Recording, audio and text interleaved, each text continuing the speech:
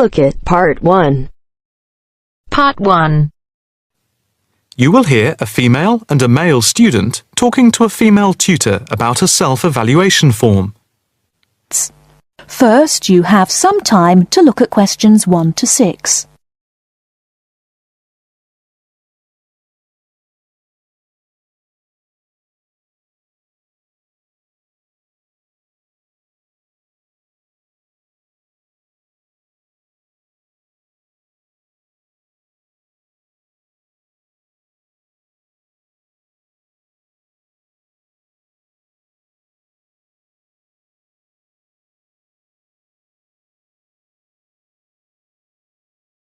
Now we shall begin. You should answer the questions as you listen, because you will not hear the recording a second time. Listen carefully and answer questions 1 to 6. Now, Mark and Anna, I have to say that I thoroughly enjoyed your joint presentation on the application of robotics in a non-industrial setting to the group on the 2nd of December, and it is clear that you have both devoted quite a lot of time and effort to it. Have you had a chance to fill in the self-evaluation form for the session? Yeah, we have. So, Mark, what do you think overall? Well, generally I felt the presentation worked very well. In fact, we seemed to hold the attention of the others throughout. And the pace of delivery was fairly even, as were the range of activities we organised. I agree with Mark, but I'm not sure we were comprehensive or academic enough. No comment, really, except that I don't think there was any question of it not being thorough. I think we were a bit too chatty and too jokey at times, rather than formal.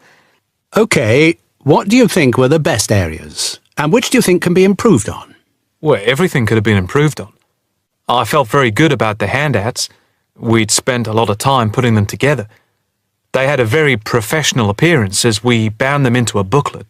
To me, the handouts were the best part, as we had a very extensive bibliography and the booklet seemed to go down well. The booklet you did for the handouts certainly showed you had done a lot of work. But I think that you put too much material into it, and people got distracted by it. Perhaps you could have cut the handouts by about a third. I see. When I come to think about it, maybe you're right. OK. But there were times in the middle of the presentation where things did go a bit astray. I think that was my fault when I got the PowerPoint slides out of sequence and I had difficulty getting back on track. I also think we rated our technical ability too highly, especially when operating under pressure.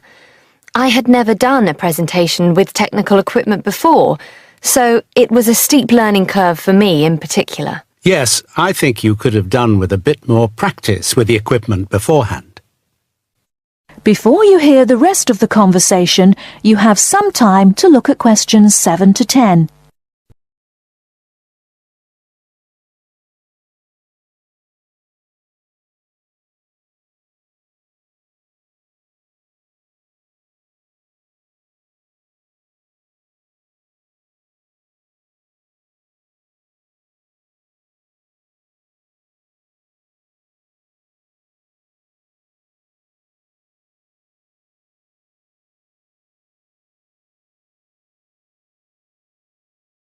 Now listen and answer questions 7 to 10. What about the next item on the feedback form? The aims and objectives. I think they were very focused, and we followed them through well, I think. We wanted to show how Europe was lagging behind other areas of the world. Yeah, I think they were clearly set out. Yes, agreed. No comment there. The diagrams and charts were appropriate. Yes, I have put that too. They did work well in helping to illustrate and break up the presentation by cutting down on the number of words and text on the screen. What about delivery? Well, I think our performance was average. It was difficult to coordinate speaking and presenting the material at the same time. I was quite self-conscious of what I was doing. It was down to a lack of experience. Unfortunately, both of you had the habit of standing in front of the projector, so you kept blocking the image on the screen. To me, this is the area that requires the most improvement. The section on the predictions of the commercial application in the future, I think appeared a bit haphazard. To me, it was a weak point of the presentation. And I think that some of the slides could have had fewer words. And we could have done some fancy graphics with the words. If you had to give yourselves a mark overall, how much would you give out of 10? 6, maybe? I'd be happy with that.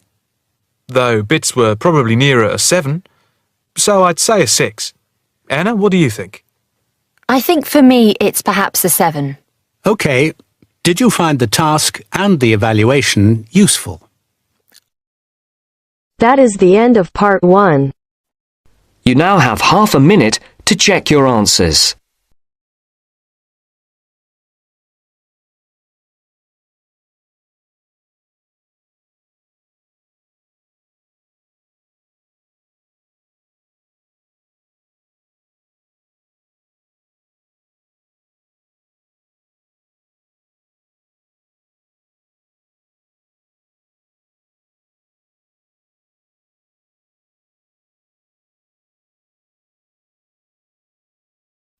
Now turns to part 2.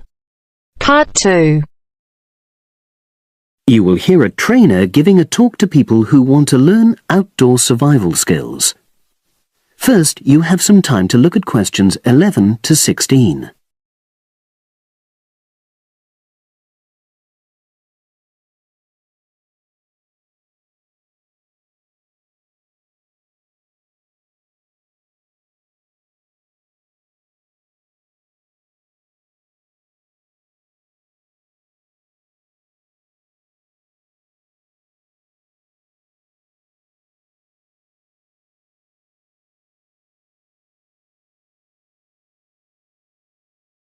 Now listen and answer questions 11 to 16. Good morning, everyone, and welcome to our outdoor survival program. As you know, this week you'll be learning some of the basic information and skills you need to look after yourself independently in the outdoors. These first 2 days will be based here in the classroom, and then we'll be taking a camping trip to put into practice some of the things you've learned. I'm going to start off with the topic of food. And to start with, I'll describe just 2 methods which we'll be putting into practice at our camp, and which make use of natural resources, the steam pit and the bamboo pot. I've got 2 posters here to make things clearer, and I'll start with the steam pit here. To make this, you'll need some dry sticks, some grass, some loose earth, and some stones. And for this week only, some matches. The first thing you do is to dig a shallow pit in the place you've chosen to do your cooking. Let's say about 25 centimeters deep and 30 centimeters wide. Your sticks have to be a bit wider than the pit because you have to put a line of them along the top from one end of the pit to the other. Before setting light to these, you take some large stones and arrange them on top. Then you start the fire and wait till the wooden platform burns through and the stones fall into the pit.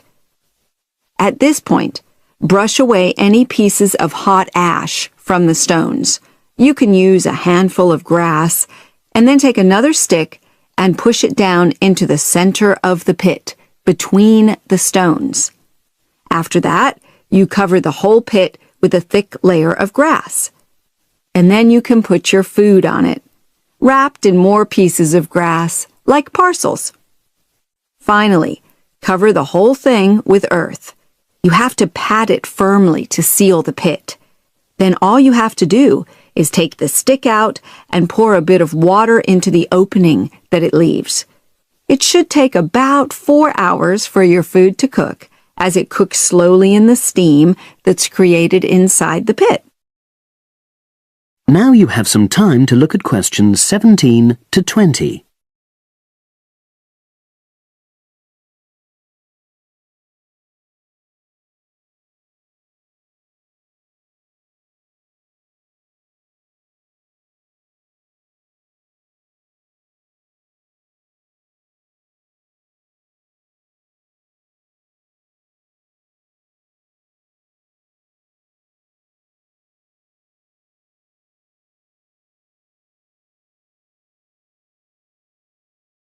Now listen and answer questions 17 to 20.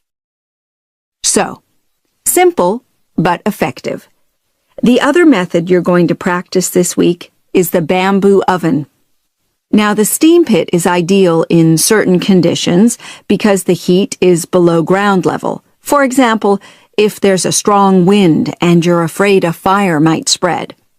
But when it's safe to have an open fire, you can use the bamboo oven method.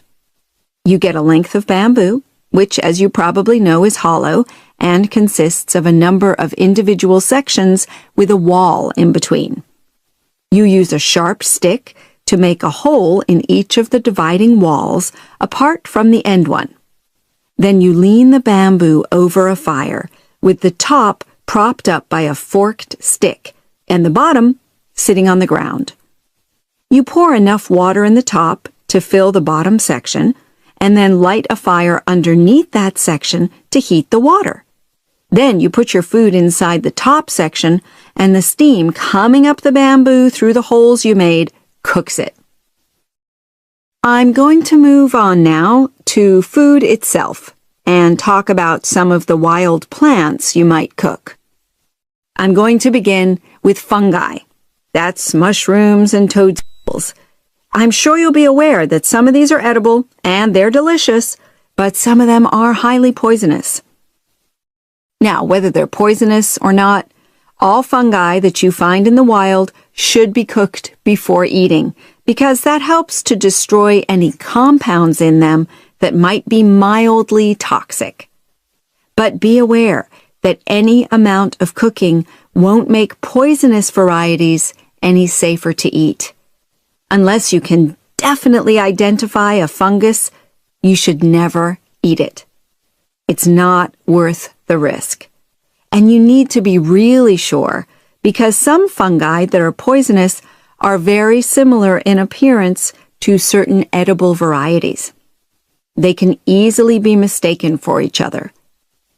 So, having said all that, fungi are delicious when they're freshly picked, and although they are only moderately nutritious, they do contain minerals which the body needs. I'll move on now to leafy plants, which are generally... That is the end of part 2. You now have half a minute to check your answers.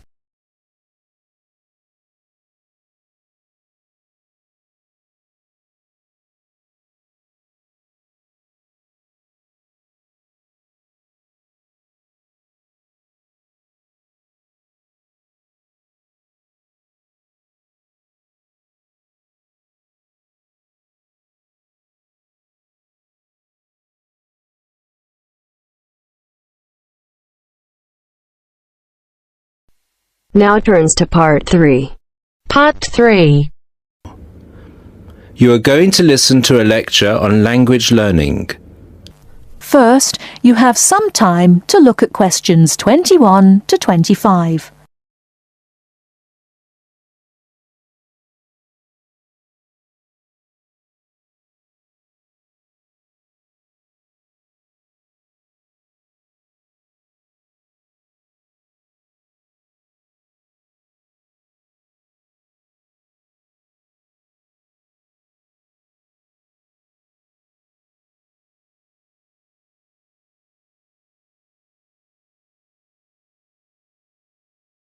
Now listen carefully and answer questions 21 to 25.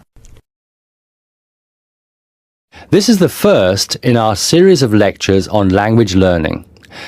The topic I'd like to deal with today is what makes a successful language learner? There's been a lot of research into what makes some people learn a language faster than others. In this lecture, I'll summarize the main findings of the research into the subject. There are many factors that influence how quickly one learns a foreign language, of which exposure to the target language seems to be one of the most important factors to consider. It's this factor which determines the speed of learning a language, especially among those people who learn a foreign language outside the classroom. There are more people who did not learn a second language or a third language in the classroom, and I think that understanding how learners successfully learn languages without the help of a teacher can provide us with the key to how to become a successful language learner. Let's look then at the characteristics of a successful language learner. Motivation seems to be one of the key factors. Research into motivation has identified two main types: instrumental motivation and integrative motivation. Instrumental motivation is the kind of motivation that encourages people to learn a language for practical reasons, such as getting a job or passing an examination. Learners with this kind of motivation intend to use the target language as a tool or instrument to help them achieve a goal. Integrative motivation is what encourages learners to learn a language in order to communicate and socialize with others who speak the language. The primary aim for learners with integrative motivation is to use the language to integrate and identify with the community that uses the language. Immigrants, or people who are married to speakers of another language, are motivated in this way. Although most people have mixed motivation, research into language learning and acquisition suggests that integrative motivation produces much better results and is an important characteristic of successful language learners. Before you hear the rest of the talk, you have some time to look at questions 26 to 30.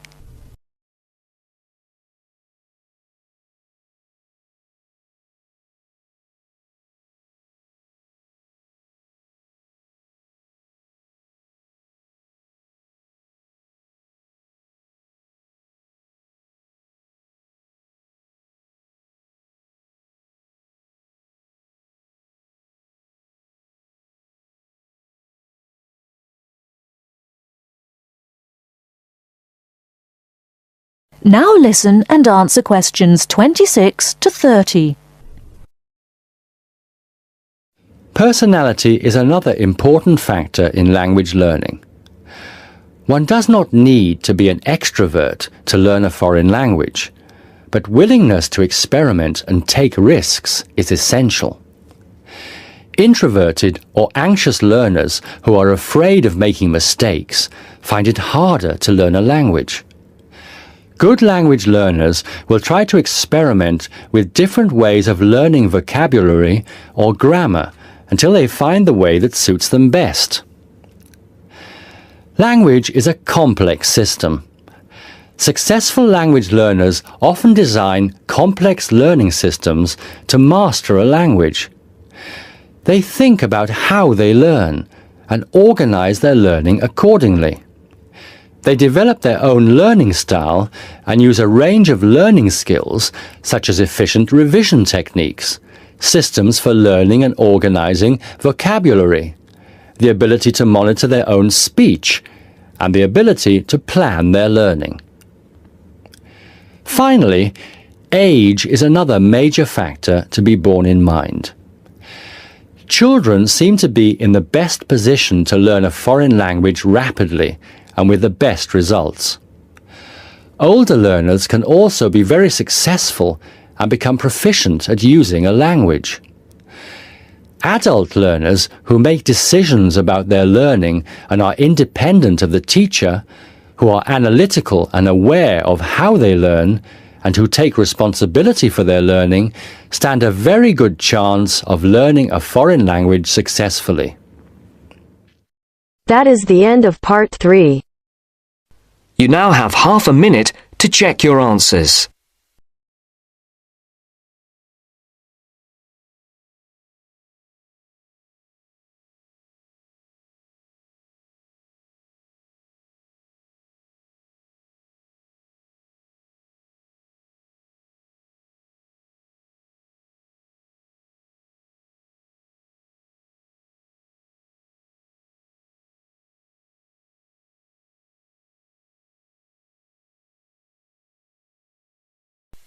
Now turns to Part 4.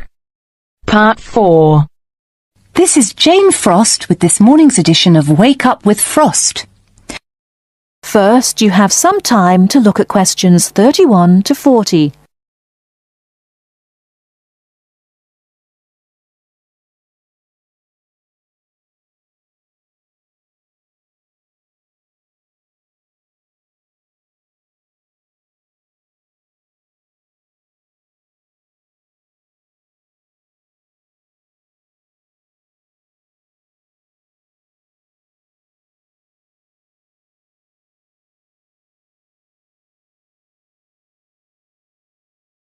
Now listen carefully and answer questions 31 to 40.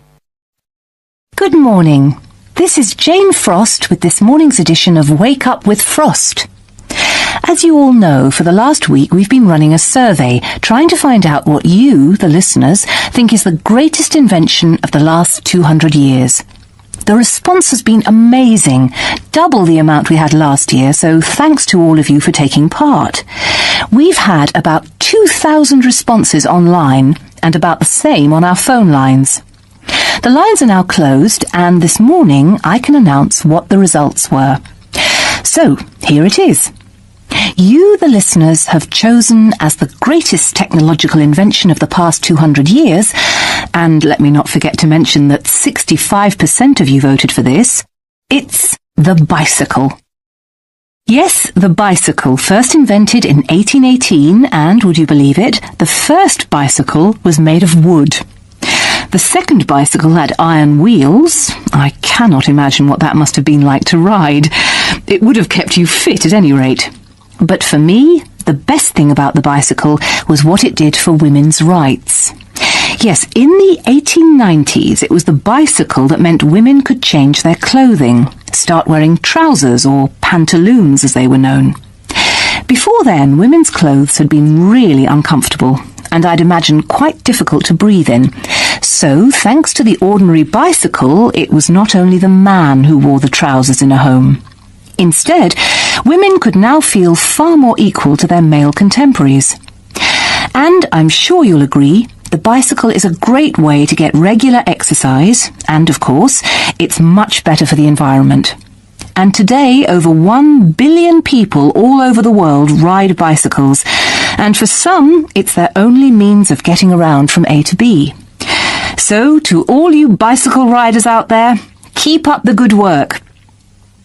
Coming in a close second with 42% is the computer. I found out something interesting about the computer, which is that really, this word first meant someone who did mathematical calculations. Of course, today, with the development of the personal computer, computers are being used for everything from home use to business and even digital photography. I don't know about you, but I can't imagine life without a computer now.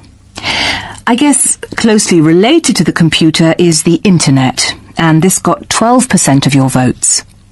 Maybe, like myself, many of you might think of the internet as being the World Wide Web, but actually the web is only one part of the internet. The internet began as part of the United States military network, but it later began to be used by businesses and academic institutions. Of course, today, the internet has so many uses. We use it for shopping online and entertainment, as well as to find information and send emails. But sadly, there is a darker side to the internet, and some of you have sent me emails about this. Finally, with 5% of your votes, is the radio. We think the radio was invented by Marconi in 1896, and he opened his first radio or wireless factory in the United Kingdom in 1898. In 1906, a man called Reginald Fessenden gave the first radio broadcast from Massachusetts. Ships could hear him at sea, and apparently he played the violin. As yet, listeners, I've spared you from having to listen to my guitar playing. But certainly radio is still important. Let's not forget that it was by radio that the Titanic sent signals to other ships. And with the popularity of TV today, I was secretly pleased so many of you had still placed importance on the radio. So, there you have it, the results of our survey.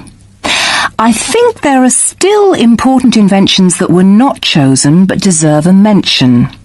Nuclear power and, of course, communications satellite, something which I am certain will continue to change the face of how we communicate with each other over both long and short distances. In fact, for me, the mobile phone is one of the greatest inventions of the last 200 years, if I think back to my first phone and then I look at what is happening now. Children born today will probably be more likely to have their first experience of the internet on a mobile phone screen rather than a computer monitor. Some of the new mobiles that are now being sold make it just as easy and as quick to find information on the web as on a computer. And let's not forget that mobiles now have digital cameras, word processing facilities, so you can type all your documents, and even personal organisers. I think it's quite possible that the mobile may even replace computers one day. That is the end of part 4. You now have half a minute to check your answers.